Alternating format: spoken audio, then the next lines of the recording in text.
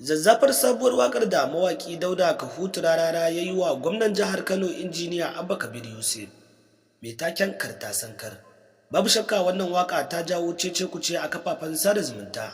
tun bayan komawar gwamnan jihar Kano injiniya Abba Kabir Yusuf jam'iyyar APC. Tabbas kwarai da gaske da ƙarshe dai za ku ji cewa shi ma haka Tijjani Gandu ya fitar da nasa sababbin waƙoƙin a wannan sabuwar jam'iyyar mai suna ADC tare da yin martani zuwa ga 'yan APC din da kuma caccakar mawakin Dauda Kahutu Rarara, wanda a yanzu haka dai babu makawa za ku ji cewa tabbas kwarai da gaske Tijjani Gandu shine yake trending a kafafen sada zumunta bayan kasancewar irin yadda yake ta sakin sababbin waƙoƙi a tashoshinsa da ma dukkanin fejikansa don ganin cewa ya gwangwaje 'yan jam'iyyar ta ADC sabuwar jam'iyya da kuma ƙara ƙarfafawa 'yan jam'iyyar gwiwa don ganin cewa sun ci zaɓensu a shekarar 2027 da ake shirin gudanarwa.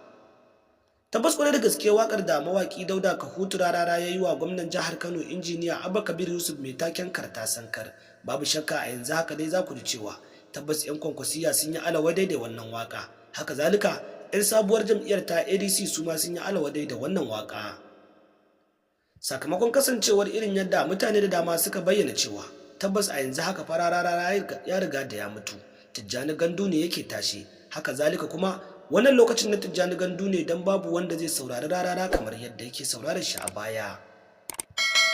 Daga bisani kuma za ku ji cewa sabuwar jam'iyyar nan ta ADC bayan cikakkiyar sanarwa tare da ƙarin bayani da Kwankwaso ya fito a cikin jam'iyyar don ƙara jawo hankulan mutane zuwa cikin wannan jam'iyya don ganin cewa sun kada ƙuri'arsu a shekarar 2027 don lashe gasar zaben da za a gudanar sakamakon kasancewar irin yadda Gawuna shi ma ya koma cikin jam'iyyar ta ADC wato jam'iyyar Malam Ibrahim Khalil.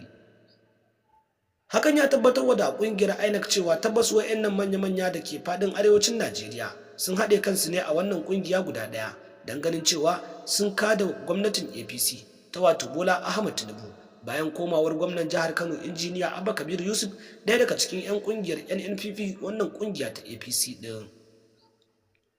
Haka zalika za ku ji cewa tabbas kwarai da gaske al'ummar dama na ƙara bayyana cewa haka zalika ba za su taɓa kada ƙuri'a a wannan shekara ba a jam'iyyar ta APC. Tabbas wasu kuma sun bayyana cewa za su kada ƙuri'ar ne amma a sabuwar jam'iyyar da aka bude mai suna ADC don ganin cewa sun kawo gwamnan da za a tsayar a cikinta, haka zalika kuma su kawo Gawuna a matsayin gwamnan jihar Kano wanda zai ci gaba da kawo gyara a jihar Kano da kuma ƙara gyara al'ummar Najeriya baki ɗaya. Tabbas kwarai da gaske babu shakka za ku ji cewa sababbin waƙoƙin da suke ta fita a yanzu haka musamman ma a wannan lokacin don ganin cewa an kada ƙuri'a da kuma cinye zaben wannan zango da ake shirin gudanarwa, hakan ya tabbatar da al'ummar da ke faɗin arewacin Najeriya cewa ba za su ƙara yin kuskure ba na zaɓar jam'iyyar APC sakamakon kasancewar irin yadda tura ta kai bango kuma suke ta shan wahalhalu iri-iri a wannan shekara bayan kasancewar irin yadda kayan masarufin abinci suka yi tsada, haka zalika kuma an rasa wutan nefa da ma ruwan famfo. Sai dai amma wasu da dama na bayyana cewa shi fa talaka duk irin wahalar da zai sha to babu shakka idan har za a ƙara ɗaukan wani abin rayuwa a bashi to zai manta da wahalar da ya sha a shekara 4 baya da ta wuce, zai ƙara dangwalawa jam'iyyar da ya sha wahala din ne sakamakon kasancewar irin yadda mutane da dama suka gwammace su ta shan wahala akan su rasa abin da za su karɓa wanda za su ci iya ranar zaɓe. Tabbas akwai gagarumar cakwakiya musamman ma a wannan shekarar ta 2027 lokacin wannan zaɓe da ake shirin gudanarwa musamman ma tsakanin jam'iyyar ta APC da kuma ADC din bayan kasancewar irin yadda mawaƙa da dama ke ta sakin sababbin waƙoƙinsu har ma wasu na bayyana cewa mawaƙi Dauda Kahutu Rarara zai yi ritaya don dawowa jam'iyyar ta ADC bayan kasancewar irin yadda Tijjani Gandu shahararren mawaƙin nan na siyasa ya yi kane-kane a cikinta.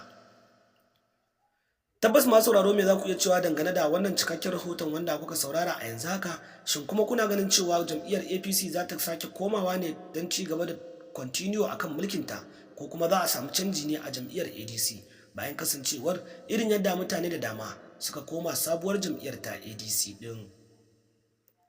Mun gode da kasancewa da mu da kuke yi a kodayaushe a wannan shafin namu mai albarka na shirin Kannywood TV. Babu shakka masu sauraro ku kai ku ci gaba da kasancewa da mu har zuwa bidiyo na gaba don ci gaba da samun cikakkun labarai da ma sababbin waƙoƙi da kuma zafafan bidiyoyin namu waɗanda za mu ke kawo waɗanda zarar mun ɗora. Mun gode da kasancewa da mu da kuke a kodayaushe a wannan shafin namu mai albarka.